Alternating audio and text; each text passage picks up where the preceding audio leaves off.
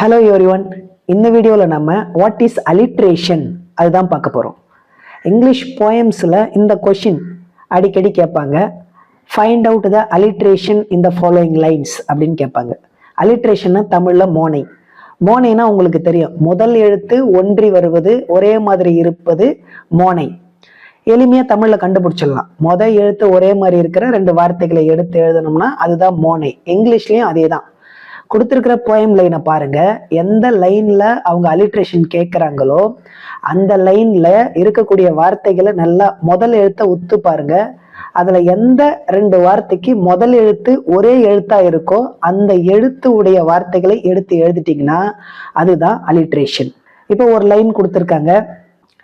I see some fruits in such a places அப்படின்னு ஒரு line இருக்குன்னு வச்சுக்கோங்க.